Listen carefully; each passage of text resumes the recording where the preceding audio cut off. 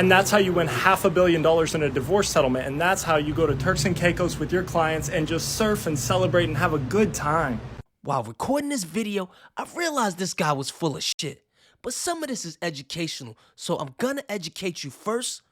Roll a clip. You can watch these videos on YouTube and it's made out to be like it's something so complicated, and it's not. You just need 4 things. Can you get your prenup drafted by an attorney? Can you fully disclose what you have, your finances? What are your assets? What are your debts? Can you give it to your fiance 6 months before your wedding? Can you just give her the contract? Can you be fair about it? Can you not want a sticker with $3? Here's $5. If you can do those things, you will have maybe the best protection that's available if you enter into a marriage. Dollar here, dollar there. No more alimony, baby. One other thing I heard the lead attorney say before was, get your fiance her own attorney and you get your own attorney. I have a lot of high-value friends and co-workers, and when I hear they're planning on getting married, I give them this game. 2 attorneys, which will run you about $3,000 to $10,000, but it's worth it.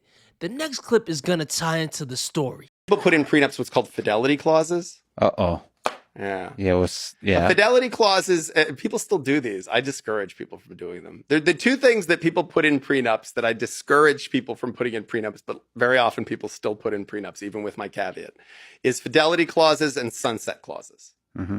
So fidelity clauses is, I'm waiving alimony, I'm waiving this, I'm waiving that, but if you cheat, I get $1 million, or I get this much alimony, or I get this amount. And I know the intention is to disincentivize the person from cheating. It's a deterrent to have them cheat. But all it really does is just creates like an interesting legal battle for lawyers. Like, how did you prove that they cheated or not? All right, because what constitutes cheating also? Right. Is an emotional affair an affair? Is oral sex cheating? Is, like what is, and by the way, how do you prove it? Like, well, I was in a hotel with her, but how do you prove that I had sex with her? Like, and it's very, very, you're opening a can of worms with that kind of a thing, but people sometimes still put them in. So don't put that in your prenup. It's hard to prove, and just don't. Cheating is wrong, but you giving away half your shit isn't gonna make you less of a dick for cheating on your wife. It's just gonna make you a dick and a dumbass. Dumbass. Don't listen to me. The billionaire from the beginning had a cheating clause in his prenup, but let's continue. And sunset clauses. Sunset clauses is if we're married X period of time, this goes away, as if it never existed. And why is that a bad idea? The same reason the community property law in California is a bad idea. So the community property law is after a certain number of years, I think it's 7, everything, including your premarital property, all becomes marital property. And the idea of that was supposed to be that if you've been married that number of years, like you're in enough of a serious relationship now that everything is one unit, you're one person.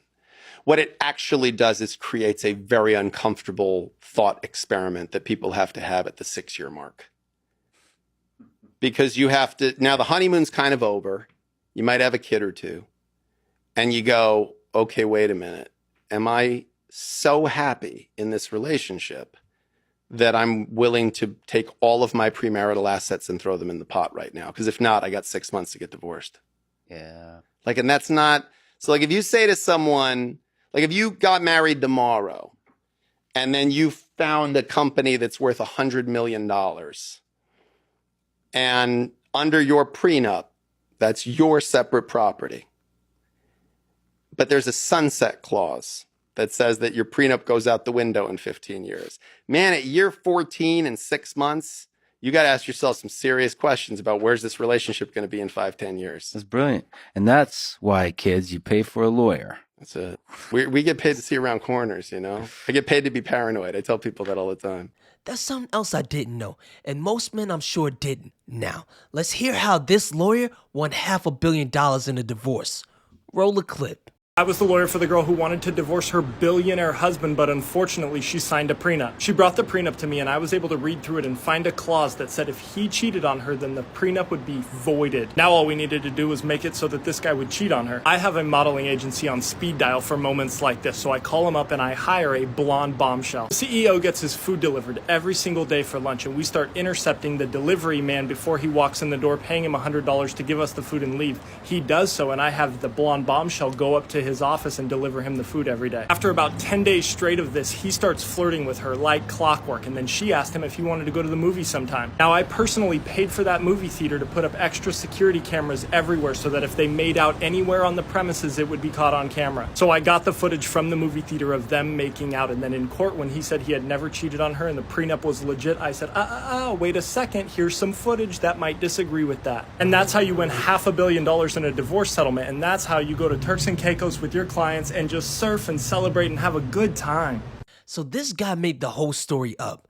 I'm not gonna lie, he fooled me for a couple of seconds, and he also fooled the women in the comments as well. They were praising him for this.